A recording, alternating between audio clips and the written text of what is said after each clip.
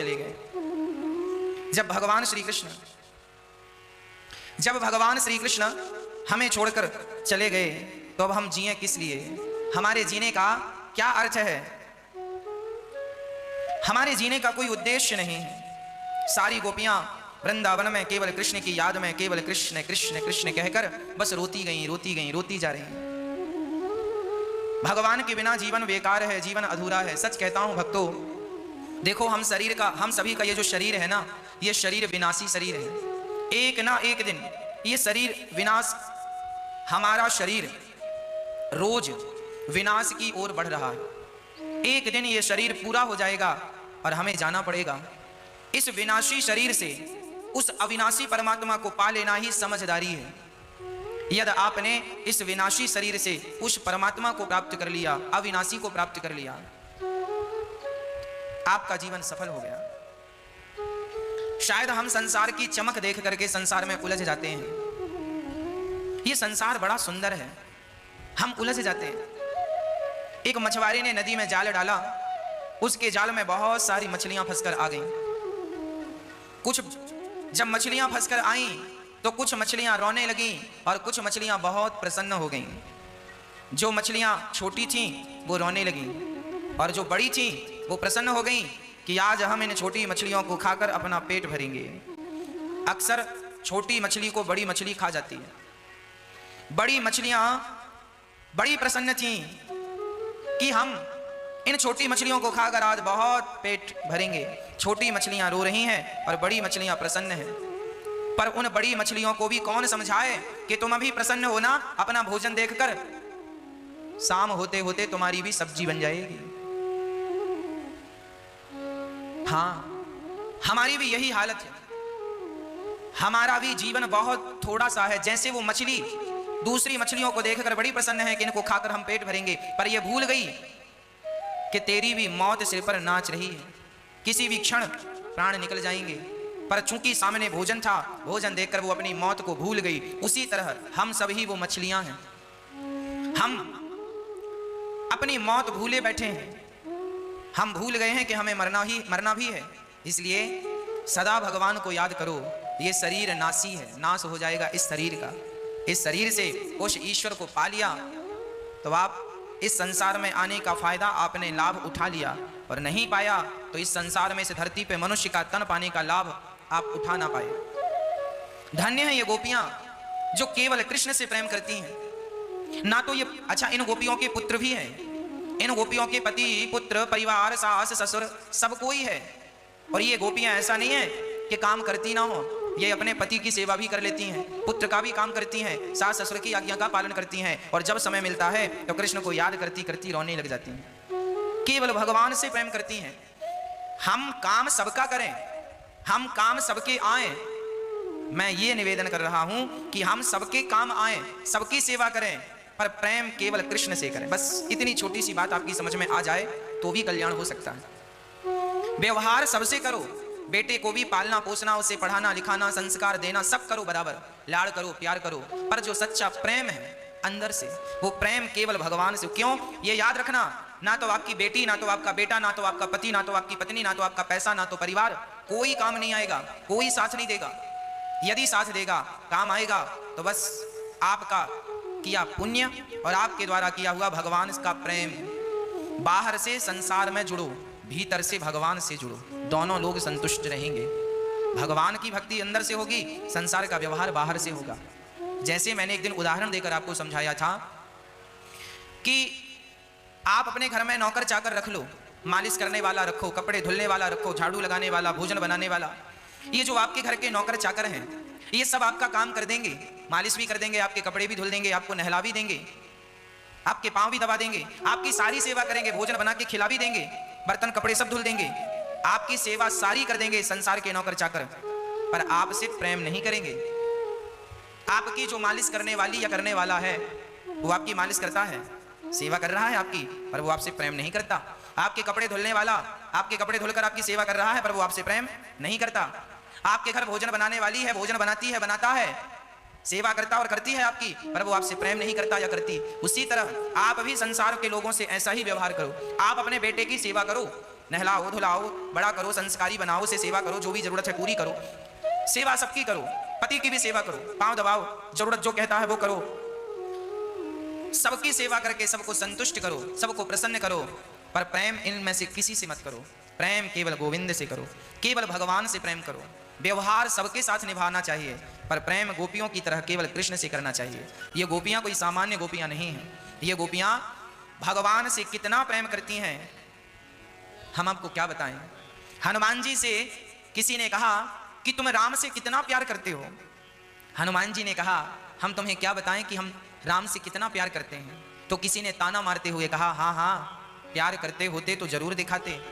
तो हनुमान जी को लगा अब तो इन्हें छाती फाड़ कर ही दिखाना पड़ेगा, है ना।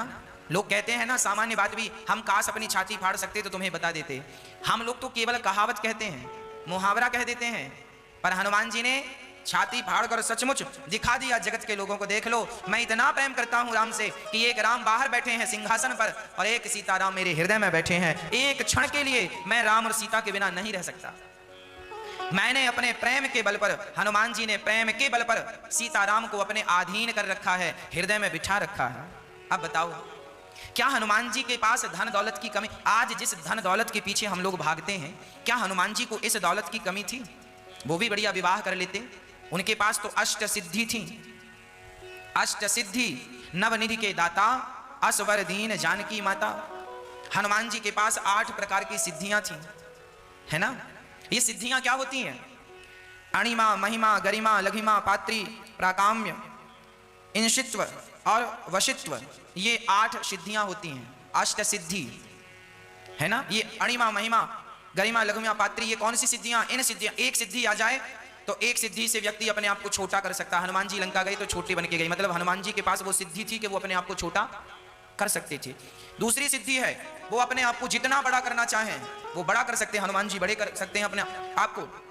हनुमान जी चाहें तो कुबेर का खजाना भी अपने अधीन कर सकते थे, इतनी शक्ति हनुमान जी के अंदर थी, इतना कुछ था। नवनिधि, अष्ट सिद्धि, नवनिधि के दाता।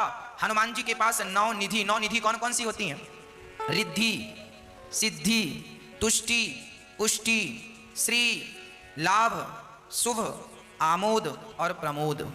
ये नव गुण हैं, नवनिधि हैं, अष्ट सिद्धि नवनिधि के दाता। तो हनुमान जी सब कुछ जानते थे, उनके पास रिद्धि सिद्धि की कमी नहीं थी। अरे इंद्र का वैभव भी हनुमान जी के आगे तुच्छ है। करोड़ों इंद्र का वैभव हनुमान जी चाहें तो चुटकियों में खड़ा कर सकते हैं, पर धन्य है वो हनुमान जी, सारी धन दौलत को छोड़कर, सारी रिद्धि और सिद्धि को छोड़कर केवल राम राम जपते हैं, क्योंकि हनुमान जी जानते हैं कि राम नाम ही सारी सिद्धियों को देने वाला है। जो सिद्धियों के पीछे भागता है उसके राम छूट जाते हैं, और जब राम छूट जाते हैं तो ना सिद्धि मिलती है ना राम मिलते हैं। और जो राम के पीछे भागता है, सिद्धियां तो उसके पीछे पीछे भागने लगती हैं, उसे सिद्धियों के पीछे भागने की जरूरत नहीं पड़ती। इसलिए मेरी आप सबसे एक छोटी सी विनती है, संसार के पीछे भागा ना जाए। संसार के पीछे भागने से कोई लाभ नहीं, भागना ही है तो भगवान राम के पीछे भागा जाए। इस धरती पे हम मेहनत कर करके जितना जोड़ते हैं, कमाते हैं, सब धरा रह जाता है। लोग भूल जाते हैं कि तुम्हारे द्वारा किया पुण्य और पाप तुम्हारे साथ जाना है। इसलिए केवल भगवान को याद करके, उनका चिंतन करके केवल पुण्य बढ़ाया जाए, पाप में मन कभी धोखे से ना लगाया जाए, अहरनिश परमात्मा का चिंतन किया जाए, तब ये 84 के चक्कर से निकलकर आप गोविंद की शरण में जाएंगे। अन्यथा ये जन्म और मृत्यु का ये कुचक्र है, ये छोड़ने वाला नहीं, कभी छोड़ता नहीं है। इसलिए केवल गोपियों की तरह भगवान से प्रेम किया जाए, सच्चा प्रेम। प्रेम कैसा होता है? प्रेम की परिभाषा क्या है? प्रेम किसे कहते हैं? एक बार मोमबत्ती जल रही थी, सो आपने देखा हो मोमबत्ती में धागा होता है, चारों तरफ मोम है और धागा है, जलता है धागा और पिघलता है मोम। किसी ने मोम से कहा, अरे मोम, आग तो धागे में लगी है, तुम क्यों रोते हो? जब मोमबत्ती जलती है ना तो वो ऐसे पिघलती है जैसे आंसू गिर रहे हो। जरा गौर से देखेंगे तो मोम जब जलता है, मोमबत्ती जलती है तो आंसू जैसा टपकता है। मोमबत्ती जलती है तो आंसू जैसा टपकता है। किसी ने कहा, आग तो धागे में लगी है, मॉम तुम क्यों रो रही हो? तो मॉम ने कहा कि धागा हमारे भीतर है और जिसे दिल में बसाए हैं उसको जलता हुआ थोड़ी देख सकते हैं। धागा जल रहा है क्योंकि बसाया तो हमने उसे अपने भीतर है, दिल में जिसे स्थान दिया है उसे जलता हुआ कैसे देख सकते, इसलिए मॉम पिघल रहा है। प्रिय भक्तों, सच्चा प्रेम यही है, अपने प्रेमी के प्रसन्नता में अपने आप को प्रसन्न रखना, अपनी कोई इच्छा ना करना। भगवान से जब हम प्रेम करेंगे तो भगवान जो चाहें वो करें, हमारी अपनी कोई मर्जी ना हो। भगवान का कहें कि तुम जियो तो हम जिएंगे, भगवान कहें तुम मरो, यदि हमारे मरने से भगवान की प्रसन्नता है तो हम मरकर भी उन्हें प्रसन्न कर लेते हैं, क्योंकि हमारी अपनी मर्जी से तो कुछ होना नहीं। हमारे पेट भर के खाने में भगवान प्रसन्न है तो हम पेट भर के खाएं, और आज रोटी की भी व्यवस्था नहीं है, आज हम भूखे हैं, तो समझ लो कि इसमें ही ईश्वर की मर्जी है। तो इस मर्जी में भी अपनी मर्जी मिलाकर उन्हीं को याद, हम भूखे हैं 2 दिन से, माना कि हम 2 दिन से भूखे हैं, तो हमें यह समझ लेना चाहिए कि विधाता यही चाह रहे हैं कि हम भूखे रहें, उनकी मर्जी के बिना पत्ता नहीं हिलता। हम आज भूखे हैं तो कोई बात नहीं, हम भूखे हैं फिर भी उन्हें याद करेंगे। ऐसा नहीं कि हम भूखे हैं तो भगवान हम तो तुम्हारा इतना भजन किया और तुमने तो रोटी भी नहीं दी। भगवान प्रभु यदि मेरे को आज आप भूखा रखना चाहते हैं, मैं आपकी प्रसन्नता में प्रसन्न हूं, कोई शिकायत ना हो रत्ती भर भगवान से। यही सच्चा प्रेम है। और हम भगवान से शिकायत करते हैं, जहां शिकायत है वहां प्रेम नहीं है, और जहां प्रेम है वहां शिकायत नहीं है। संसार के लोग ऐसे हैं कि वो प्रेम करेंगे आपसे तो आपको अपने अनुसार चलाना चाहेंगे, यदि आप उनके अनुसार चलते हैं तो वो बड़ा अच्छा व्यवहार आपके साथ करते हैं, और आप जरा उनके अनुसार ना चलें तो मुंह फुलाकर बैठ जाते हैं। इसका मतलब ये सच्चा प्रेम नहीं है। अपने प्रेमी के प्रेम में प्रसन्न रहना, उसमें समर्पण कर देना, उसकी मर्जी में अपनी मर्जी मिला देना, यही प्रेम है। अपनी मर्जी को, अपनी इच्छाओं को डिलीट कर देना, समाप्त कर देना, और ईश्वर की मर्जी को अपनी मर्जी मान लेना, यही प्रेम है। गोपियां कृष्ण से मिलने चाहती, वृंदावन से मथुरा कोई ज्यादा दूर नहीं है। वृंदावन का आदमी आज दिन में 10 चक्कर मथुरा के लगाता है। मथुरा से वृंदावन 10 से 12 किलोमीटर ही है, पैदल जाएंगे तो 1 से 1.5 घंटे में पहुंच जाएंगे। पर गोपियां चाहती तो क्या कृष्ण से मिलने मथुरा नहीं जा सकती थी? क्या कृष्ण मथुरा से वृंदावन नहीं आ सकते थे? यदि गोपियां प्रेम करती थी तो जाकर मिल क्यों नहीं आती थी, रोया क्यों करती थी? क्योंकि गोपियों ने कहा यदि हमारे कृष्ण को हमसे दूर रहने में सुख मिल रहा है तो हम जाकर उनके सुख में बाधा नहीं बनना चाहती, इसलिए गोपियां कृष्ण से मिलने नहीं गईं। अपने प्रेमी की प्रसन्नता में गोपियां अपनी प्रसन्नता समझती थी, यही प्रेम है। और सच बताऊं, प्रेम में त्याग करना होता है, प्रेम में अपने सुख की, अपने इच्छाओं की कुर्बानियां देनी होती हैं। यदि आप अपने सुख, अपनी इच्छाओं का बलिदान दे सकते हैं तो आप सच्चे प्रेमी हैं, और आप नहीं दे सकते तो आप स्वार्थी हो सकते हैं, प्रेमी नहीं हो सकते। प्रिय भक्तों, प्रेम की अद्भुत परिभाषा है, जितना कहें सब कम है। प्रेम तो प्रेम है, हाँ विशुद्ध कृष्ण ही प्रेम है, राधा ही प्रेम है, राधा और कृष्ण एक ही है। वृंदावन में जो बिहारी जी हैं, बिहारी जी के मंदिर में आपने देखा होगा कि बिहारी जी को प्रकट करने वाले थे श्री हरिदास जी महाराज। निधि वन में हरिदास जी महाराज रहते थे।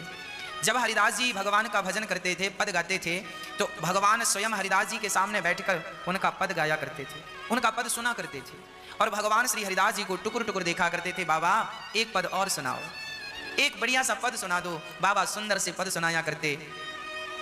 तो एक दिन हरिदास जी ने कहा, हे श्याम सुंदर, हे मनमोहन, हे मुरलीधर, हम चाहते हैं कि आप जब हम पद गाते हैं तो आप आकर सुनते हैं, हम आपको देखते रहते हैं, और हम पद गाना बंद करते हैं तो आप छोड़कर चले जाते हैं। हम चाहते हैं कि सदा सदा के लिए आप हमारी आंखों के सामने आ जाएं। तब भगवान बोले, बाबा तुम कल पद गाना, ये जो कुंड है इस कुंड से हम प्रकट होंगे। तो जब पद गाया श्री हरिदास जी ने और भगवान को प्रेम से पुकारा, तो निधि वन में वो कुंड आज भी है। उस कुंड से प्रिया प्रियतम राधा और कृष्ण दोनों प्रकट हो गए। हाँ, राधा और कृष्ण दोनों प्रकट हो गए। हरिदास जी महाराज ने जब देखा श्याम सुंदर आए हैं, श्री किशोरी जी आई हैं, तो हरिदास जी महाराज बिहारी जी को देखकर तो प्रसन्न हो गए, पर राधा जी को देखकर जल्दी से भाग गए। भगवान ने कहा, हरिदास जी कहां भाग रहे हो? हरिदास जी ने कहा, प्रभु आप आए तो अच्छा है, पर ये मैया को क्यों ले आए? कन्हैया बोले, बाबा ये राधा है और हम इनके बिना एक पल नहीं रहते। अच्छा, हरिदास जी ने कहा, प्रभु मैं तो ठहरा लंगोटी वाला बाबा, केवल एक लंगोटी है और सुनो, मैं लंगोटी लगाता हूं तो मैं आपको भी लंगोटी लगा दिया करूंगा। जो मैं खाता हूं चना चवेना, संत हूं तो मेरे पास तो धन दौलत है नहीं 56 भोग पवाऊं, तो मैं भी आपको चना चवेना भोग लगाऊंगा। पर सुनो, ये किशोरी जी हैं, इनको थोड़ी हम लंगोटी लगा सकते हैं। ये तो स्त्री है ना, इनका तो बढ़िया श्रृंगार होना चाहिए, और हमारे पास तो इतना धन नहीं है कि हम श्रृंगार। तो एक काम करो, हम दोनों की सेवा का खर्चा उठा नहीं सकते, तो हमें एक ही मिलो, तुम दो ना रहो, एक हो जाओ। तब श्री श्याम सुंदर ने किशोरी जी को देखा और कहा, सुनो, हरिदास जी कह रहे हैं कि वो केवल एक को रखना चाहते हैं। तो राधा जी से श्याम सुंदर ने कहा, प्रभु तो ऐसा करो कि मैं आपके बिना तो रह नहीं सकती और आप मेरे बिना रह नहीं सकते। तो राधा रानी बिहारी जी के भीतर समा गई और दो के एक हो गए। इसलिए आज भी बिहारी जी का श्रृंगार, अंदर से गोपी की ड्रेस पहनते हैं आज भी बिहारी जी, और ऊपर से बिहारी जी अपनी ड्रेस पहनते हैं। आज भी बिहारी जी को 2 ड्रेस पहनाई जाती है, आज भी 2 वस्त्र पहनाए जाते हैं। आज भी ठाकुर जी लहंगा पहनते हैं, बिहारी जी चुनरी डालते हैं, क्योंकि बिहारी जी ही राधा हैं और बिहारी जी ही कृष्ण हैं। 2 प्रकट हुए थे, पर हरिदास जी भक्तों के कहने के कारण भगवान 2 के 1 हो गए। राधा और कृष्ण दोनों एक हो गए, और वही एक स्वरूप श्री राधा जी और कृष्ण आज बिहारी जी के रूप में है। आज भी बिहारी जी में जब करवा चौथ आती है ना, तो ठाकुर जी का पूरा श्रृंगार गोपी का होता है। भगवान साड़ी पहनते हैं, भगवान बहुत सारे उत्सव आते हैं बीच बीच में, तब भगवान श्री कृष्ण बिहारी जी पूरी गोपी के अर्थात श्री राधा रानी के रूप में होते हैं। तो बिहारी जी ही राधा हैं और बिहारी जी ही कृष्ण हैं, दोनों एक हैं। अर्थ क्या निकला? भगवान अपने भक्तों से इतना प्रेम करते हैं कि उनके लिए खड़े हो जाते हैं कि मैं तुम्हारे कारण खड़ा हूं। आज बिहारी जी यदि खड़े हैं तो केवल श्री हरिदास जी के प्रेम के कारण खड़े, आज भी खड़े हैं। क्या अर्थ निकला? भगवान अपने भक्तों से प्रेम करते हैं। हरिदास जी ने कहा, प्रभु अब आप यूं ही रहकर तमाम कलयुग के भक्तों को दर्शन देकर कृतार्थ करते रहिएगा। बिहारी जी का दर्शन कोई कर ले तो जीवन सफल हो जाता है। प्रिय भक्तों, बड़भागी हैं हम सब कि हमें बिहारी जी का दर्शन होता है। हम बड़भागी हैं कि हम भारत की भूमि में प्रकट हुए हैं, जन्म लिए हैं, और भारत की धरती पर जहाँ स्वयं बिहारी जी हैं, जहाँ स्वयं जगन्नाथ जी भगवान हैं, जहाँ स्वयं राधा रमण जी हैं, जहाँ स्वयं भगवान द्वारिकाधीश हैं, जहाँ भगवान रामेश्वरम हैं, जहाँ भगवान विट्ठलनाथ जी हैं, जहाँ स्वयं भगवान खाटू श्याम सावरिया सेठ, अनेक अनेक रूपों में भगवान विराजमान होकर चारों तरफ अपने भक्तों को आह्लादित अर्थात प्रसन्न करते हैं। इसलिए कहता हूं कि जगत से नाता तोड़कर जगन्नाथ से नाता जोड़ लो। वह एक ही अनेक रूपों में अनेक भक्तों के कारण वहां वहां खड़े होकर दर्शन दे रहे हैं। यदि भगवान केवल वृंदावन में बिहारी जी के रूप में रहते तो वृंदावन के आसपास के लोग तो बिहारी जी का लाभ ले लेते दर्शन करके, पर बेचारे महाराष्ट्र के भक्त कैसे आते, उनके लिए तो ये दूर पड़ता। तब बिहारी जी ही एक रूप में स्वयं वहां पर विट्ठलनाथ के रूप में, विट्ठल भगवान के रूप में महाराष्ट्र के भक्तों के सामने बैठ गए। मैं वहां भी रहूंगा। तो भगवान को लगा फिर राजस्थान के भक्त कैसे आएंगे। तो पहले इतना साधन तो था नहीं कि आप तो कोई भी रास्ता 1 घंटे का, 2 घंटे का, 12 घंटे का है ना, फ्लाइट से जाएंगे 2 घंटे में, ट्रेन से जाएंगे 12 और 24 घंटे का। राजस्थान के भक्तों के लिए भगवान श्री नाथ जी नाथ द्वारा में बैठ गए। नाथ द्वारा में श्रीनाथ जी महाराज बैठ गए। वही भगवान श्री कृष्ण राजस्थान में श्रीनाथ जी के रूप में बैठे हैं नाथ द्वारा में, और सांवरिया सेठ जी के रूप में बैठे हैं।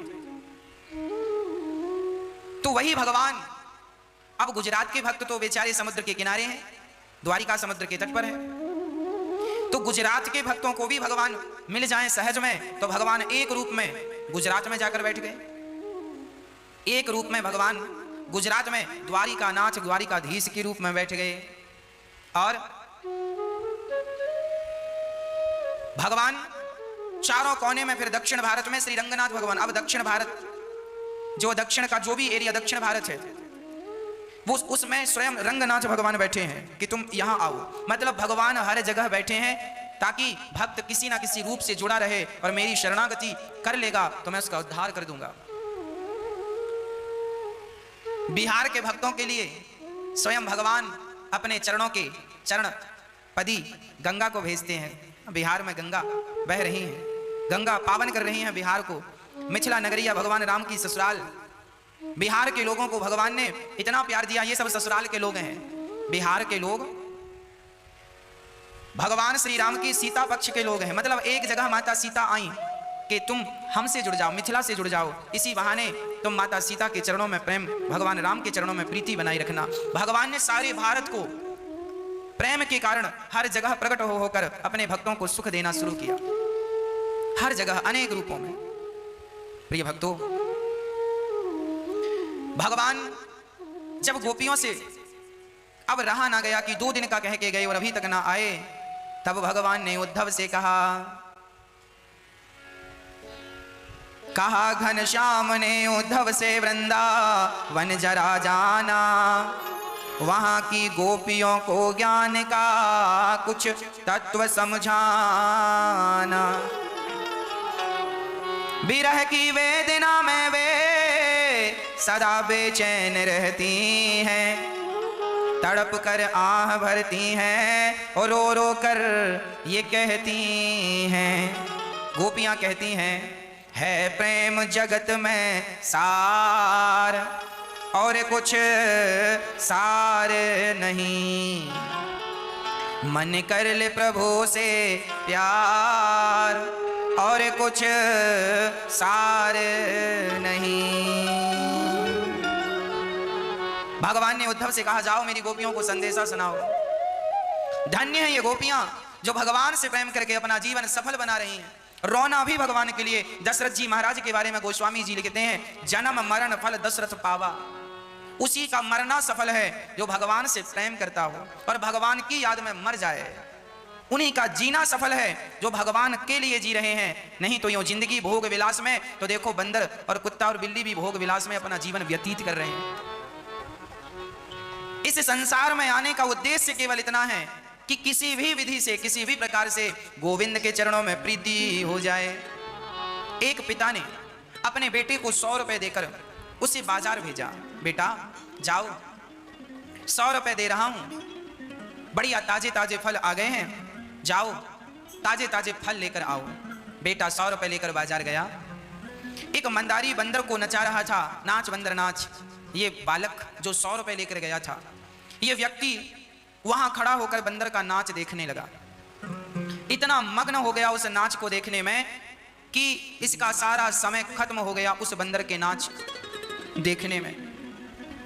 खेल खत्म हुआ तो बंदर ने कटोरा उठाया, सबसे मांगा, तो ये सज्जन जिसे पिता ने बाजार भेजा था फल लाने को और 100 रुपए दिए थे, इसके पास 100 रुपए थे।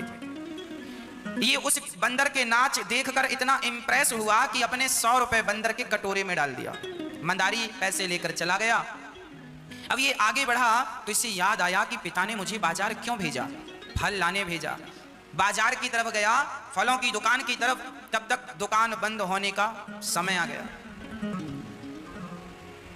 सारी दुकानें बंद होने को आई।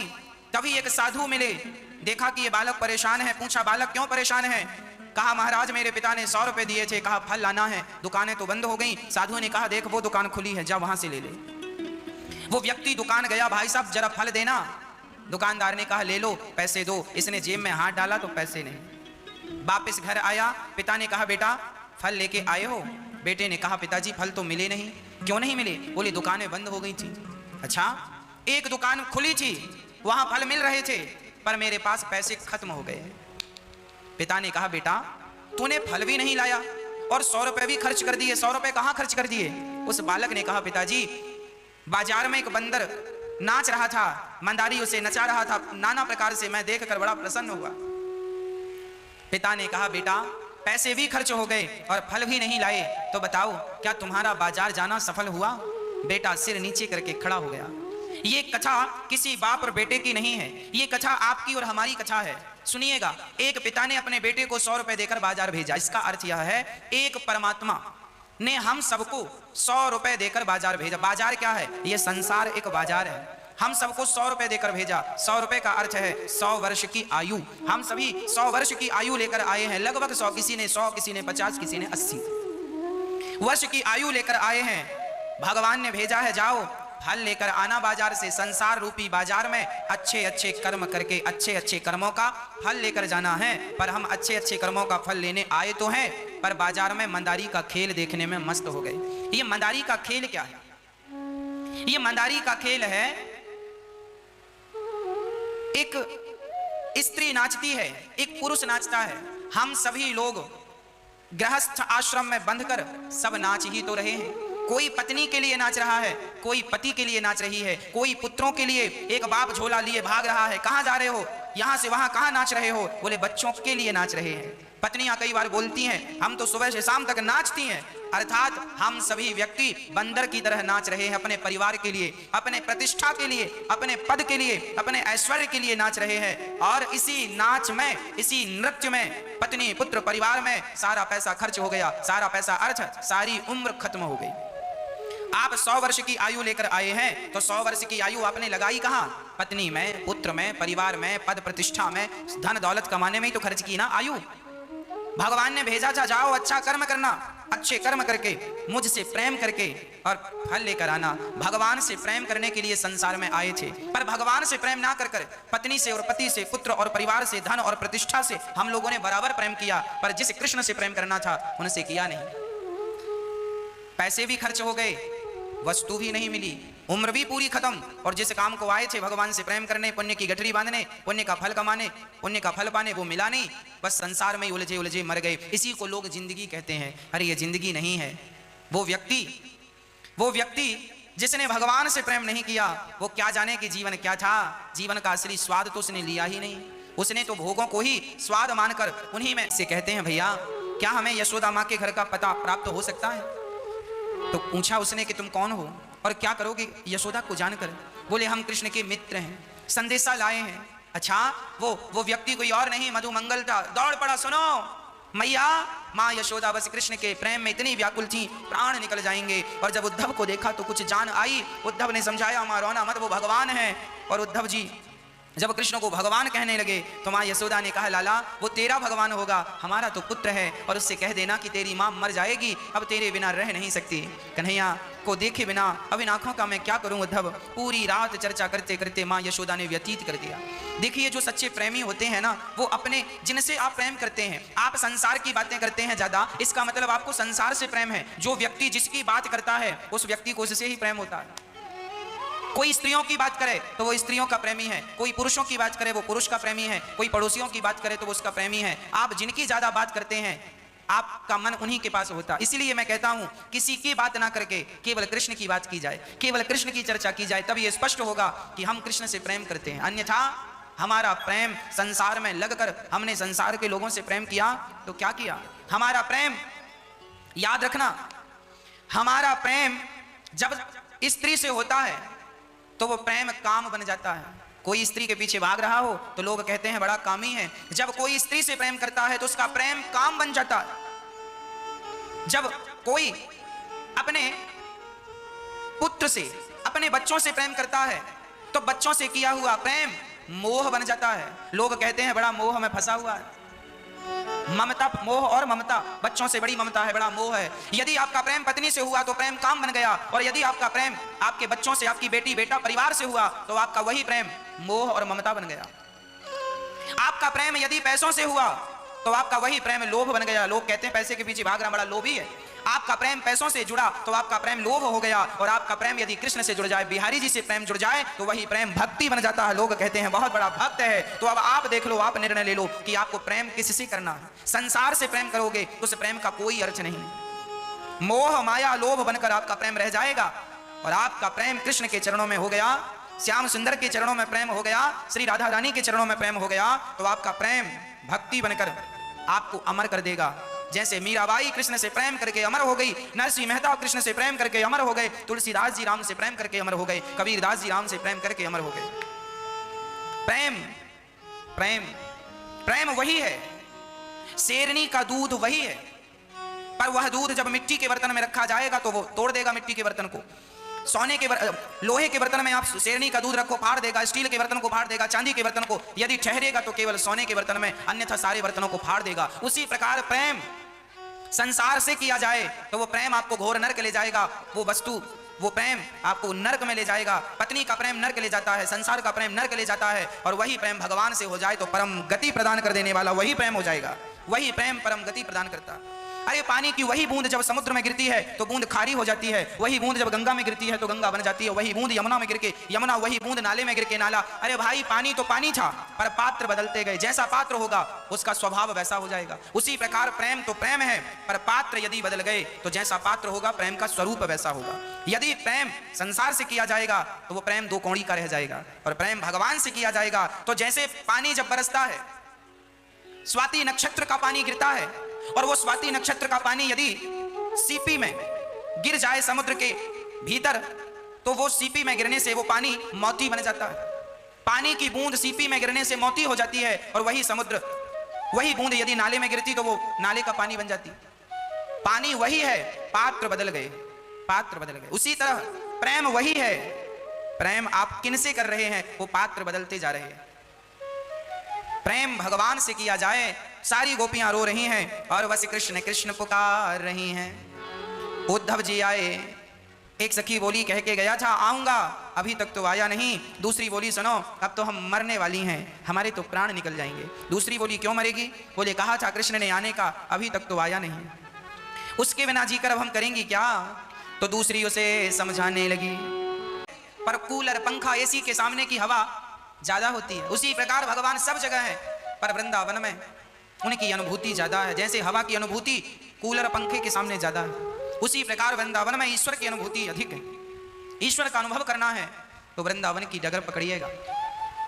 उद्धव जी ने डगर पकड़ी तो प्रेम मिल गया, वापिस गए व्रज रज में लौट कर। उद्धव ने कहा हमें तो वृंदावन की लता पता बना दो कृष्ण, गुलम बना दो कृष्ण, औषधि बना दो, यहाँ की छोटी सी लता पता, ताकि भक्तों की रज उड़ उड़ के माथे पे पड़े और हमारा जीवन सफल हो जाए। भक्तों के चरणों की धूल माथे पे पड़ जाए तो भी नैया पार है। उद्धव के ज्ञान का अहंकार मिटा और भगवान ने उन्हें भक्ति प्रदान की, उन्हें दिव्य दर्शन वृंदावन का कराया। और भगवान का फिर विवाह उत्सव की चर्चा हमने आपको, कल ये उद्धव प्रसंग रह गया था, सुदास ने इसे आज आपको सुनाया। प्रिय भक्तों, भगवान श्री कृष्ण जब पहला विवाह रुक्मणी जी से करते हैं तो रुक्मणी जी के पुत्र हुए हैं प्रद्युम्न। सम्रासुर को मारकर भगवान ने, प्रद्युम्न जी ने रति से विवाह किया। भगवान श्री कृष्ण के दूसरा विवाह संपन्न हुआ है जामवंत की बेटी जाम्बवती से। ये जामवंत जी अपनी बेटी का विवाह करना चाहते थे कृष्ण से द्वापर त्रेता युग में, पर राम जी ने कहा कि संभव इसलिए नहीं है, मैं एक पत्नी व्रता हूं। ठीक है, राम जी ने कहा मैं अगले जन्म में द्वापर में कृष्ण बनकर आऊंगा और आपकी बेटी से विवाह करूंगा। ठीक है, वही जामवंत जी से विवाह किया, जामवंत की बेटी से। परीक्षित ने कहा गुरुदेव जामवंत जी की बेटी से भगवान का कैसे और कब मिलना हुआ, जरा आप समझाएं। तो समझा रहे हैं, सुनो। भगवान श्री कृष्ण की द्वारिका में एक सत्यजित नाम के व्यक्ति थे।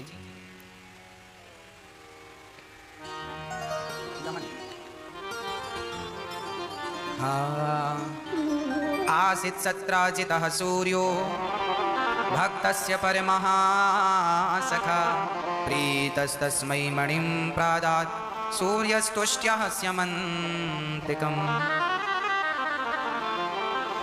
भगवान श्री कृष्ण का विवाह जब हुआ, द्वारिका में एक सत्यजित नाम के व्यक्ति रहते थे। उनके पास सूर्य भगवान की दी मणि थी। 160 ग्राम सोना रोज प्रदान करती थी। 160 तोला रोज वो मणि प्रदान करती थी।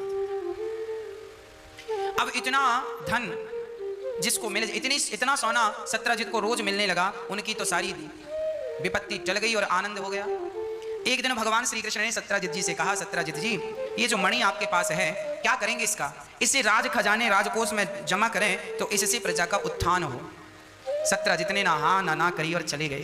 भगवान ने दोबारा वो मणि मांगी भी नहीं। सच्ची बात यह है कि भगवान तो जब कुछ मांगते हैं तो जीव का कल्याण करने के लिए ही मांगते हैं, पर वो नहीं देता। सत्यजित ने नहीं दी। हम लोगों की भी हालत लगभग ऐसी ही है। जब भगवान हमें देते हैं तो हम रख लेते हैं, पत्नी पुत्र परिवार प्रतिष्ठा सब हमने रख लिया। जब भगवान हमसे कोई वापस मांगते हैं, चलो भाई अपना पति वापस करो, पत्नी वापस करो, पुत्र वापस करो।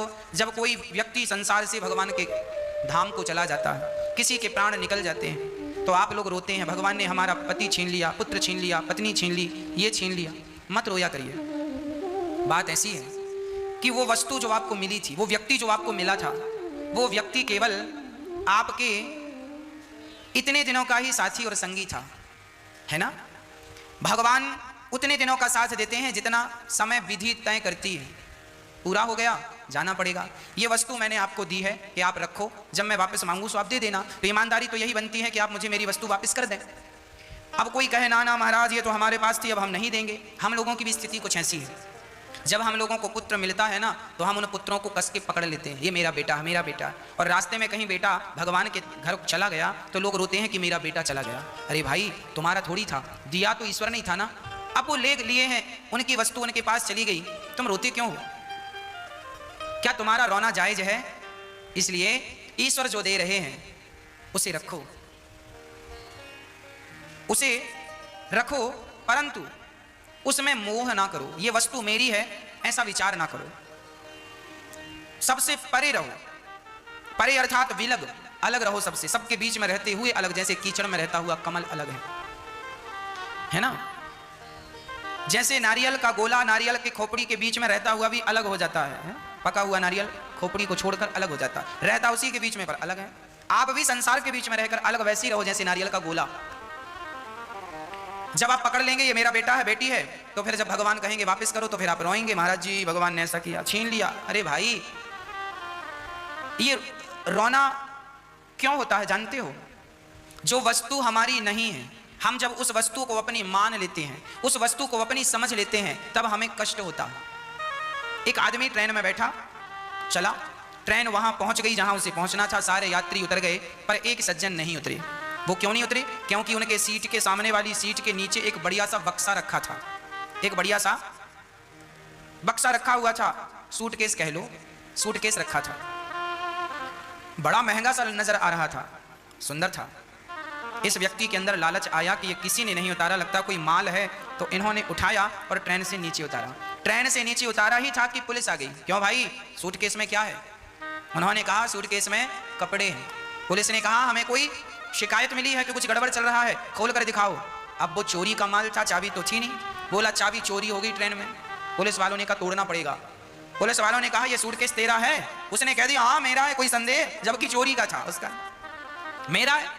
पुलिस ने कहा खोल कर देखेंगे। पुलिस ने ताला तोड़ा, खोल कर देखा तो उसमें मरी हुई लाश थी। लाश अर्थात हाथ कटे थे, पांव कटे थे, धड़ अलग था, टुकड़े टुकड़े एक व्यक्ति की किसी ने करके सूटकेस में पैक कर दिया। अब पुलिस ने जो डंडा बरसा, पुलिस को लगा कि तैने ही मर्डर किया है, तैने मारा है, चल बोल क्यों मारा। अब वो कहे महाराज ये सूटकेस मेरा नहीं था और ये व्यक्ति को मैं नहीं जानता। पुलिस बोली अभी तो बोल रहा था सूटकेस मेरा, अब बोल रहा नहीं है, मारा, जेल में डाला और फाइन लगा, क्या क्या ना हुआ, सारी जिंदगी जेल में सड़ता रहा। अब बताओ उसे इतना कष्ट मिला किस बात पर? केवल यही बात थी ना कि जो वस्तु उसकी नहीं थी उस वस्तु को उसने अपना मान लिया। यही हम जीव मात्र की दुर्गति है। सूटकेस उसका नहीं था, सारे यात्री उतरे थे, तू भी उतर जाता तो कोई समस्या ही नहीं होती, पर तूने मान लिया कि मेरा है। उसी तरह हम लोग भी मान लेते हैं हमारा कोई है नहीं संसार में, पर हम माने बैठे हैं ये पत्नी मेरी है, पुत्र मेरा है, परिवार मेरा है, सब मेरा है। और जब अपना माना है तो भैया फिर दर्द भी तुम्हें ही होगा, कष्ट भी तुमको ही उठाना पड़ेगा।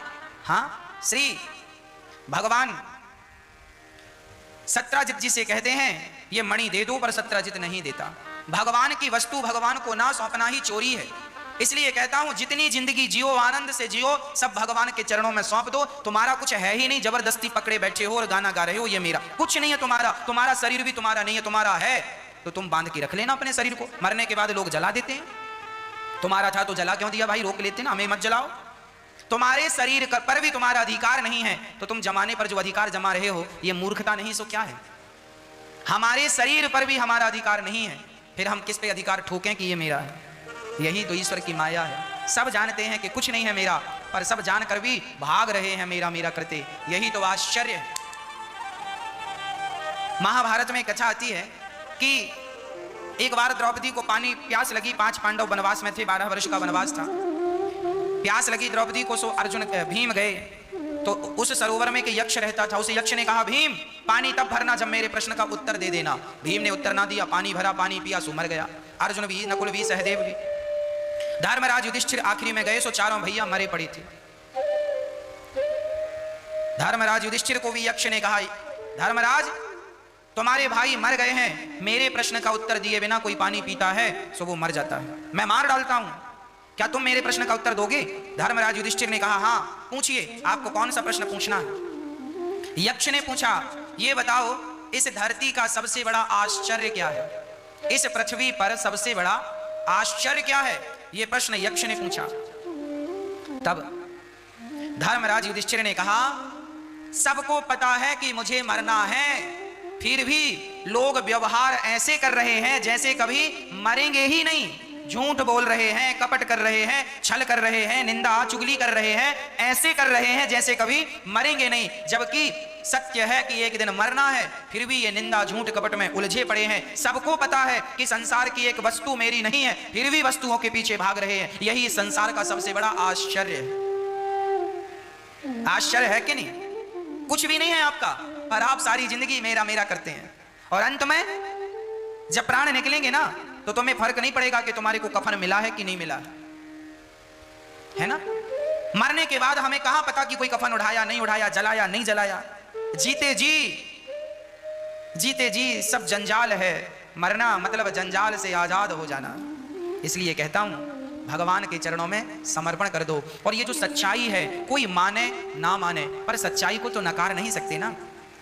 इन सच्चाइयों को स्वीकार करके और आज से ही भगवान के चरणों में अनन्य प्रीति, अनन्य भक्ति प्रारंभ कर दीजिए। यही प्राणी मात्र के जीवन की सार्थकता है। प्रिय भक्तों, भगवान सत्यजित जी से कहते हैं, मणि दो उन्होंने नहीं दिया। उनके भाई प्रसेन वो मणि पहनकर जंगल गए, और जंगल में एक बब्बर शेर ने उन्हें मार डाला, और वो मणि जामवंत जी लेकर अपनी बिटिया को देते हैं। अब सत्यजित को लगा कृष्ण ने मणि मांगी थी, हमने नहीं दी, लगता है हमारे भाई को मारकर मणि को चुरा ली, मणि चोरी कर ली।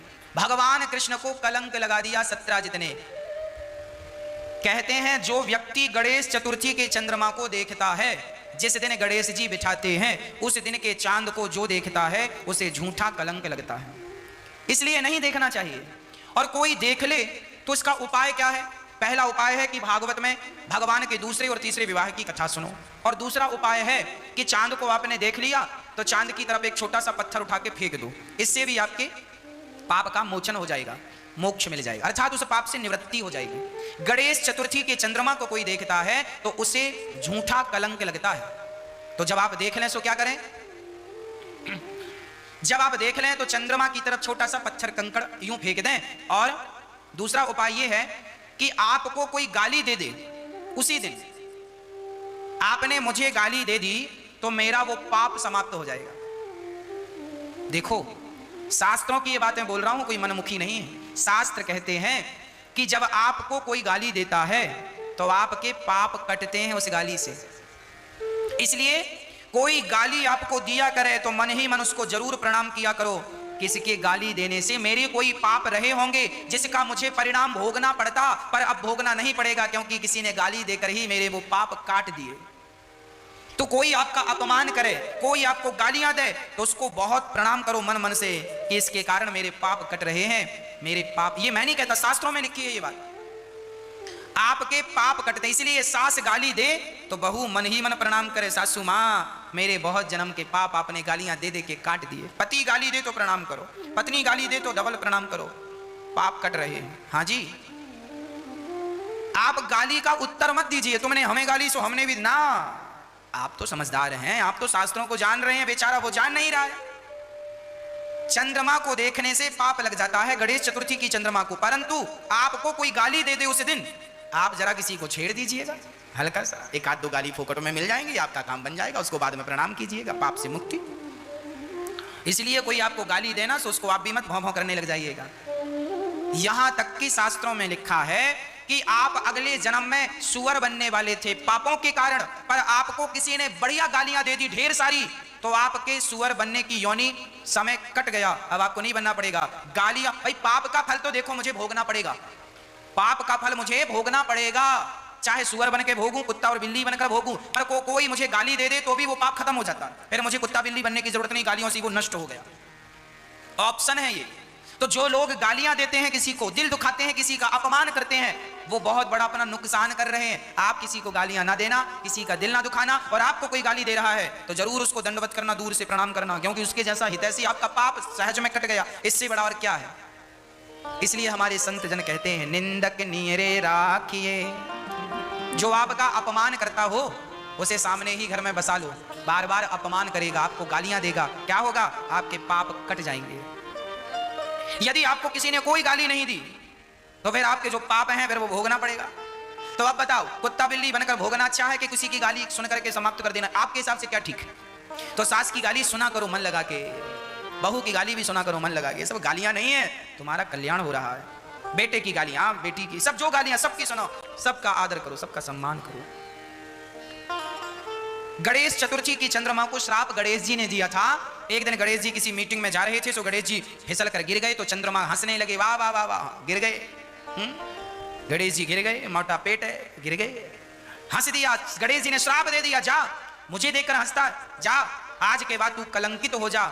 जो भी गणेश चतुर्थी के दिन तुझे देखेगा उसे झूठा कलंक लगेगा। चरणों में गिर पड़ा, महाराज बांध कर जाएं, देखना तो हो ही जाता है। हमने कहा भैया देखना बुरा नहीं है, यदि देखो तो देखने का नजरिया बदल कर देखो। बोले कैसे नजरिए से देखें? हमने कहा यदि स्त्री को देखना है, आपसे उम्र में बड़ी है तो उसे माँ की दृष्टि से देखो, बराबर की है उम्र में तो आप उसे बहन की दृष्टि से देखो, और आपसे उम्र में छोटी कोई बच्ची है उसे पुत्री बेटी की दृष्टि से देखो। देखो पर इस नजरिए से देखो तो देखना बुरा नहीं।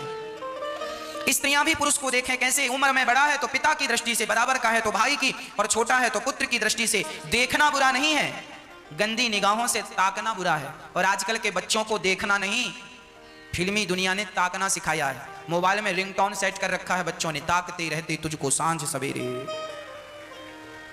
आज बच्चे गाते हैं ना, ताकते रहते। हमारे शास्त्र कहते हैं देखा करो, ताका मत करो, और आजकल लोग ताकते ही हैं। हम देखने के संस्कार दे रहे हैं और देखने की दृष्टि भी दे रहे हैं। माँ बहन और बेटी की दृष्टि से देखो, पिता पुत्र और भाई की दृष्टि से।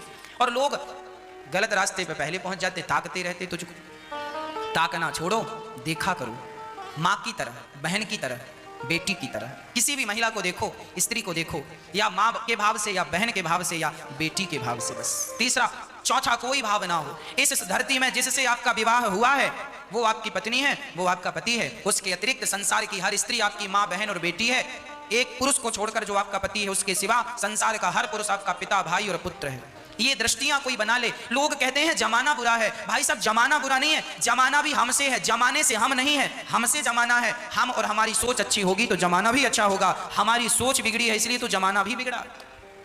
लोग कहते हैं जमाना बुरा है। कहां जमाना बुरा? हमें तो कुछ नहीं बुरा लगता, ना हमें स्त्रियां बुरी लगती हैं, ना पुरुष बुरे लगते हैं। बस देखने का अपना अपना नजरिया है ना। केवल दृष्टि बदल देने से सृष्टि बदल जाएगी, सोच बदल देने से संस्कार बदल जाएंगे। एक कुम्हार चिलम बना रहा था, चिलम। एक संत वहां से निकले, बोले कुम्हार चिलम क्या बनाता है? गर्मी आ रही है, घड़ा बना, बढ़िया घड़े का सीजन आएगा, खूब पैसे मिलेंगे। कुम्हार ने जो मिट्टी चिलम बनाने को रखी थी उसी मिट्टी के घड़े बना दिए। घड़ा एक व्यक्ति ने खरीद कर प्याऊ में रखा, सड़क से गुजरने वाले, रास्ते से गुजरने वाले लोगों के लिए घड़ा रखा, और घड़े का पानी मुसाफिरों को पिलाने लगा। एक मुसाफिर ने, एक राहगीर ने पानी पीकर कहा, वाह कितना शीतल जल है, कलेजा ठंडा हो गया। तब उस मिट्टी के घड़े से आवाज आ गई, वाह कुम्हार तेरा धन्यवाद। किसी ने कहा, क्यों मिट्टी कुम्हार का धन्यवाद क्यों करती है? तब कहा उस घड़े की मिट्टी ने, कुम्हार तूने मुझे चिलम बनाने के लिए उठाया था, पर तूने एक महात्मा के कहने से मुझे घड़ा बना दिया। यदि तू मेरी चिलम बना देता तो मैं भी जलती, और जो चिलम चढ़ाता पीता वो भी जलता, पर तूने मुझे घड़ा बनाकर मेरे साथ बहुत बड़ा न्याय किया है, बहुत अच्छा न्याय किया है कि मुझे घड़ा बना दिया। इस घड़े को बनाने पर मैं भी ठंडी हूं, और जो मेरा जल पीता है उसके भी कलेजे में ठंडक पड़ती है, ठंडक मिलती है। तेरी दृष्टि बदली थी, मेरी सृष्टि बदल गई। तेरी सोच बदली, मेरी तो सारी जिंदगी बदल गई। तूने चिलम बनाया होता तो मैं जल रही होती और जला रही होती, पर घड़ा बनाया है तूने तो मैं भी ठंडा हूं, और जो जल पीता है वो भी शीतलता को प्राप्त करता है। तेरी दृष्टि बदली थी ना कि चिलम नहीं घड़ा बनाए। एक दृष्टि बदल जाए तो सारी सृष्टि बदल जाती है। इसलिए मैं अपने सभी माताओं से, बहनों से, जवान भाई बहनों से कहता हूं कि आप अपनी दृष्टि बदलिए, देखने का नजरिया बदलिए। हाँ, अच्छे से देखा करो, उचित है वही देखो, अनुचित बिल्कुल ना देखो।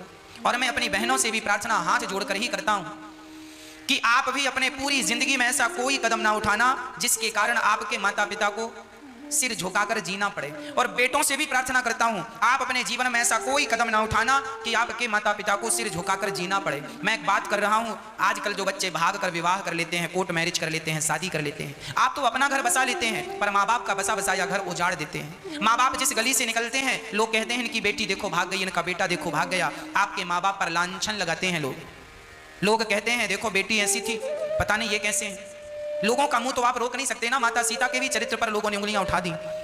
तो मैं बेटियों से प्रार्थना करता हूं, आप तो अपना लव मैरिज कोर्ट मैरिज करके भाग कर विवाह करके अपना घर बसा लेती हैं पर बची हुई माँ बाप की जिंदगी बुढ़ापे की तबाह कर देती हैं। इसलिए एक लड़का लड़की मेरे पास आए, बोले महाराज जी हम दोनों प्यार करते हैं, विवाह करना चाहते हैं। हमने कहा खूब आनंद से करो। बोले महाराज जी हमारी, लड़का बोला मेरी माँ तैयार नहीं है, क्या करूं? मैंने कहा माँ तैयार नहीं है तो फिर शादी मत करो। बोले मैं विवाह इसी से करूंगा, इस लड़की से बहुत प्यार करता हूं। मैंने कहा फिर तुम्हारी माँ का क्या होगा? जिस माँ ने तुम्हारे विवाह के ना जाने कितने सपने सजाए हैं, ना जाने कितनी तैयारियां कर रही हैं, ना जाने उसके अंदर कितने लड्डू फूट रहे हैं कि मेरी बहू आएगी, मेरी ऐसी सेवा होगी, मैं यूं करूंगी, मैं यूं करूंगी, ऐसे नाचूंगी बेटे के विवाह में, और तुम इस लड़की से विवाह कर लोगे तो माँ के अरमानों का क्या होगा, माँ के उस सपने का क्या होगा? बोला मैं कुछ नहीं जानता, मैं इस लड़की से प्यार करता हूं, मैं दूसरे शहर चला जाऊंगा माँ बाप को छोड़ करके, पर मैं विवाह इसी से करूंगा। मैंने कहा उस लड़के से बेटा इसका नाम प्यार नहीं है, यदि प्यार इस लड़की से करते हो तो तुम्हारी माँ भी तो तुमसे प्यार करती है। तुम छोटे थे तब तो तुमने माँ से प्यार किया था ना, माँ के बिना रहते नहीं थे, माँ के लिए रोया करते थे। तो देखो तुम बड़े हो गए हो ना, तो तुमने माँ को छोड़ दिया, माँ के प्यार को भूल गए। मैंने उस लड़की से कहा बहन जो लड़का अपनी माँ का प्यार भुला सकता है बहन वो तेरा प्यार भी भुला सकता है, इसका भरोसा ना करना। ये अपनी माँ का सगा ना हो सका, ये तेरा क्या सगा होगा? जो अपने माँ के प्यार को भूल सकता है उससे आप क्या उम्मीद करोगे? इसलिए ये कभी निर्णय नहीं लेना चाहिए कि हम भाग जाएंगे, शादी कर लेंगे। आजकल के बच्चे इसी राह पर चल रहे हैं। मैं तो केवल बच्चों को यही कथा के माध्यम से निवेदन करना चाहूँगा, आप पढ़ लिख कर खूब विद्वान बनिए, माँ बाप का नाम बढ़ाइए, अपने कुल का नाम बढ़ाइए, अपने देश का नाम बढ़ाइए, देश के काम आइए।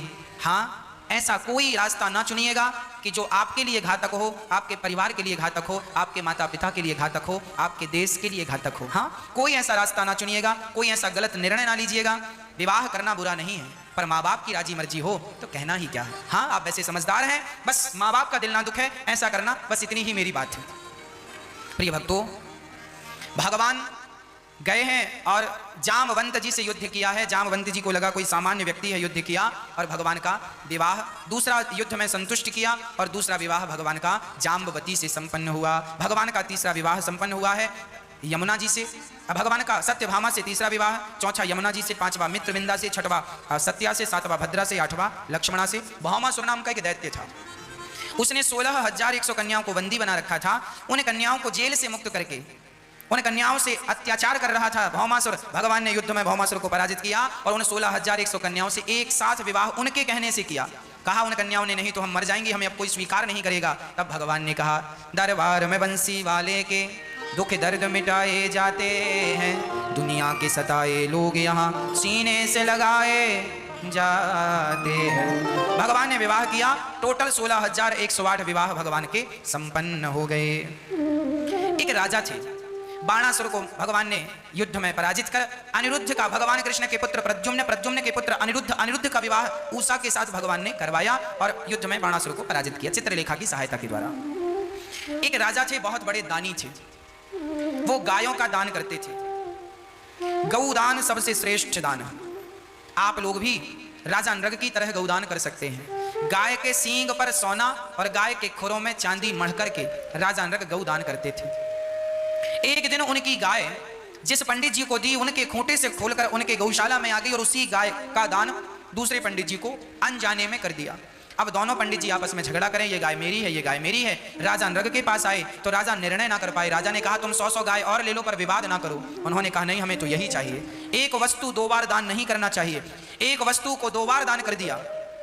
अरे दान दी हुई वस्तु पर आपका अधिकार नहीं है, पर यदि आपने एक वस्तु का 2 बार दान कर दिया तो पाप लगेगा। राजा नृग को यही पाप लगा, पर उन्होंने गौ सेवा की जिसके कारण इस जन्म में वो गिरगिट बने और भगवान का दर्शन हुआ और उनकी सदगति हुई। आपने जीवन में जो पुण्य किया है, ये याद रखो कि आपके द्वारा किया हुआ पुण्य कभी नष्ट नहीं होता। उस पुण्य का फल आपको मिलकर ही रहेगा, रहेगा, रहेगा। बस ये याद रखो।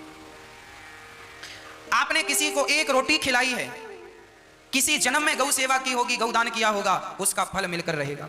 किसी जन्म में एक राजा ने अपने मंत्रियों से पूछा, गुरुजनों से पूछा, गुरुजी इतने सारे लोगों में केवल मैं ही राजा क्यों बना? जिस दिन मैं पैदा हुआ उस दिन और भी लोग पैदा हुए होंगे, पर मैं ही राजा क्यों बना, वो लोग राजा क्यों नहीं बने? गुरुजी ने कहा, तुम्हारे इस प्रश्न का उत्तर जंगल में एक संत बैठे हैं वो देंगे। राजा उन संत के पास गए तो वो संत अंगार खा रहे थे। अंगार मुंह पे रखें और उनका मुंह जल जाए, पता नहीं क्या पागलपन था। वो अंगार उठा उठा के मुंह पे रख रहे थे और पूरा शरीर अंगार से जल गया था, प्राण निकलने वाले थे उनके। वो महात्मा जी से राजा ने कहा, महाराज अंगार कोई खाने की चीज है, हम आपको बढ़िया भोजन की व्यवस्था कराते हैं। उन्होंने कहा, हमें अंगार खाने दो, हमने कोई पाप किया है उसका हमें दंड मिल रहा है। राजा आगे बढ़े, आगे देखा तो एक महात्मा जी अपना ही मांस अपनी चमड़ी नोच नोच के खा रहे हैं। अरे महात्मा जी रोटियां खाओ, अपना मांस क्यों खाते हो? महात्मा ने कहा, हम अपने किसी जन्म के पाप की सजा भोग रहे हैं। राजा बोले, हमारे प्रश्न का उत्तर कौन देगा कि हम ही राजा क्यों बने? तब उन महात्माओं ने कहा, पास के गांव में एक व्यक्ति के घर में बच्चा पैदा होने वाला है, वो बच्चा जो पैदा होने वाला है वही तुम्हारे प्रश्न का उत्तर देगा। राजा गांव गए, भाई बच्चा किसके घर पैदा होने वाला है? गांव वालों ने कहा, फलाने की बहू को बच्चा होने वाला है। राजा गए, तब तक बच्चा हो गया। राजा ने बच्चे को गोद में लिया और पूछा, बालक तुम बताओ कि तुम कौन हो और तुम ये कैसे जानते हो कि मैं ही राजा बना? तब वो नन्हा सा बच्चा हंसकर बोला, राजा साहब वो साधु जो अंगार खा रहे थे, और दूसरे वो साधु जो अपना मांस खा रहे थे, तीसरे तुम और चौथे हम। उस बच्चे ने कहा, हम चारों पिछले जन्म में सगे भाई थे, हम जंगल में रास्ता भटक गए थे, हम सभी को बड़ी भूख लगी थी, पास के एक गांव में भंडारा हो रहा था, हमने भोजन लाकर नदी के किनारे पत्तल बिछाकर बैठकर खाना ही चाहा। हम चारों अपनी अपनी पत्तल सजाकर बैठे थे, खीर पूड़ी साग खाने वाले थे। तब तक एक भूखा व्यक्ति आकर बोला, भैया हमें भोजन दे दो। तो बड़े भैया ने कह दिया कि बेटा हम तुम्हें अपना भोजन दे देंगे तो क्या हम अंगार खाएंगे? तो इस जन्म में वो अंगार खा रहे हैं जो अभी आपको मिले। दूसरे से कहा, आप दे दो हमें थोड़ा सा भोजन, बड़ी भूख लगी है। दूसरे ने कह दिया, हम तुम्हें दे देंगे तो क्या हम अपनी चमड़ी खाएंगे? सो आज वो अपनी चमड़ी खा रहे हैं। और हमसे कहा, उस बच्चे ने कहा, हमसे भी मांगा, हम तीसरे नंबर के भैया थे, हमसे मांगा उस भूखे व्यक्ति ने भोजन, तो हमने कह दिया हम तुम्हें भोजन करा देंगे तो हम भूख से मर जाएंगे। उस बच्चे ने कहा, हम अभी जन्म लिए हैं और बस अब हम मर जाएंगे तुम्हें उत्तर दे करके। और तुम्हारे पास जब वो आया, तुम बिल्कुल भोजन करने वाले थे, तुम्हें भी बहुत भूख थी, कई दिनों से तुमने भोजन नहीं किया था, बिल्कुल शरीर सूख गया था, और तुम्हारी थाली में आज भोजन आया। और जब तुमसे कोई भूखा मांगा कि भैया हमें भोजन करा दो, तो तुमने अपनी पूरी की पूरी थाली उस भूखे के सामने रख दी। खुद भूखे रहकर तुमने उसे पेट भर भोजन कराया, जिसके कारण भगवान तुम पर प्रसन्न होकर और तुम्हें राजा बना करके भेजे हैं। तुमने पिछले जन्म में सिर्फ 6 पूड़ियां, 1 दौना खीर और थोड़ी सी साग का दान किया था। 6 पूड़ियां, 1 दौना खीर और थोड़ी सी साग दान किया, जिसके कारण विधाता ने आपको राजा इसलिए बनाया है कि आप भूखे रहकर भी लोगों का पेट भरना जानते हैं। याद रखना मेरी माँ, अन्न दान से बड़ा कोई दान नहीं है। इसलिए ये दास अनिरुद्ध गौरी गोपाल वृद्धाश्रम में यहाँ अन्न क्षेत्र चलता है। हम अन्न सेवा करना ही अपना धर्म मानते हैं, अपनी पूजा और अपनी भक्ति मानते हैं। यहाँ अन्न क्षेत्र पुण्य कमा सकते हैं। अन्नदान सबसे बड़ा दान है। यहाँ हजारों लोग, हजारों संत गृहस्थी रोज पेट भर भर के प्रसाद ग्रहण करते हैं। आपके छोटे से सहयोग से किसी की भूख मिटे, इससे बड़ा क्या सौभाग्य होगा। यहाँ वृद्ध माताएं, गौरी गोपाल वृद्धाश्रम में वृद्ध माताएं भी रहती हैं। जो माताएं यहाँ रहकर जो बच्चे अपने माँ बाप को घर से निकाल देते हैं ना, ऐसी माताएं यहाँ रहती हैं जिनके अपने बच्चों ने घर से निकाल दिया है, ऐसी माँ यहाँ रहती हैं। आप भी किसी एक माँ को गोद ले सकते हैं, जीवन भर भोजन देने का संकल्प कर सकते हैं। आप किसी एक माँ का सहारा बन सकते हैं। आपका एक छोटा सा योगदान किसी माँ की होंठों पे मुस्कान लाने का कार्य कर सकता है। इन माताओं के लिए गौरी गोपाल वृद्धाश्रम में माताएं, पूरा आश्रम पैक हो गया है, माताएं रहने लग गई हैं। फिर भी माताओं का आना जारी है, तो एक दूसरा आश्रम बना रहे हैं, गौरी गोपाल वृद्धाश्रम दूसरा, जहां पर माताएं रहेंगी। 1000 माताओं के रहने की वहां पूरी व्यवस्था है। आप भी इन माताओं के रहने के लिए जो आश्रम बन रहा है, आप भी इस आश्रम के निर्माण में उन माताओं के सिर पर एक कमरे की छत का आप सहयोग कर सकते हैं। आप एक वृद्धाश्रम में एक कमरे की छत के लिए आप सहयोग कर सकते हैं। किसी माँ के सिर पर आप छाया दे सकते हैं। आपके एक छोटे से योगदान से कोई माँ आपके द्वारा प्रसन्न हो सकती है, सिर पर छाया मिल सकती है। आज मैं पढ़ रहा था एक ग्रंथ, उसमें लिखा था कि एक भील थे, जंगल में रहने वाले भील, एक भील थे और एक भीलनी थी। दोनों पति पत्नी थे। उनकी एक छोटी सी घास की झोपड़ी थी। अचानक उनके द्वार पर कोई व्यक्ति आया और बोला क्या हमें रात रुकने की यहाँ जगह मिल जाएगी? तो भीलनी ने कहा देखो भैया, छोटी सी झोपड़ी है और हम पति पत्नी रहते हैं। तो वो आदमी बोला हमें रात हो गई है, आगे जाएंगे जंगल खतरनाक है, हमें रात सिर छिपाने की जगह दे दो। वो हाथ जोड़कर बोला। तो वो भीलनी कोई वेद नहीं पढ़े थे, कोई पुण्य, कोई जानते नहीं थे कि क्या वेद पुराण में लिखा है। उन्होंने कहा ठीक है, आप कुटिया के अंदर सो जाना, हम कुटिया के बाहर सो जाएंगे। वो भीलनी ने उस यात्री को अतिथि देवो भव, अतिथि को भगवान मानकर उन्हें अपनी कुटिया पर स्थान दिया। केवल एक पुण्य किया जीवन में कि उन्होंने किसी व्यक्ति को बस रात गुजारने की एक छाया प्रदान कर दी, जिसके कारण अगले जन्म में वही भील और भीलनी राजा नल, वह भील राजा नल बना और वह भीलनी दमयंती बनी, उनकी पत्नी। राजा रानी बने वो अगले जन्म में। केवल एक रात के लिए किसी को केवल छत का सहयोग किया, अर्थात छाया प्रदान की। आप भी किसी एक वृद्ध माँ के सिर पर छाया दे सकते हैं, छत का सहयोग आप कर सकते हैं, ताकि आपके सहयोग से माँ के सिर पर छाया रहे और आपकी छाया में माँ रहे और वो भजन करे। सोचो वो माएँ कितनी दुखी होती हैं जिनके अपनी औलाद, जिनके अपने बच्चे माँ को घर से निकाल देते हैं। ऐसी माताएं कहाँ जाएंगी? ये दास अनिरुद्ध उन सभी माँओं की सेवा करने के लिए संकल्पित है। हम इन माँओं की सेवा करते हैं। आपसे केवल यही निवेदन है कि आप भी इन माँओं के लिए एक कमरा बनवा कर दे सकते हैं, सामर्थ्यता है तो। नहीं छत के लिए सहयोग कर सकते हैं, नहीं तो जीवन भर भोजन देने का संकल्प आप कर सकते हैं। ये माताओं को सुबह का नाश्ता दिया जा रहा है यहाँ रोज माताओं को सुबह नाश्ता, फिर भोजन, फिर शाम का भोजन, रात्रि का, फिर रात्रि को दूध। ये सेवाएं आप भी किसी एक माँ को जीवन भर गोद लेने का संकल्प ले सकते हैं। आप किसी एक माँ को गोद ले सकते हैं। एक माँ को आप ये कह सकते हैं कि मैं एक माँ के जीवन भर की भोजन की व्यवस्था मेरी तरफ से। एक माँ आपकी आपके घर में रहती है, आप ये सोच लेना कि एक माँ आपकी वृंदावन रहती है। और इस कोरोना काल की परिस्थिति में आप सोच सकते हैं कि कैसी विषम परिस्थितियां हैं। इस विषम परिस्थितियों में यदि हम किसी का सहारा बन जाएं तो इससे बड़े सौभाग्य की और क्या बात होगी। हम किसी को रोटी का सहयोग कर दें। अन्न क्षेत्र में हजारों गृहस्थी लोग प्रसाद पाते हैं। यदि इस अन्न क्षेत्र में हमने किसी की भूख मिटा दी, किसी माँ का सहारा बन गए, तो क्या नुकसान है। इसलिए आप जरूर सोचिएगा, आप जरूर इस पुनीत कार्य से जुड़िएगा।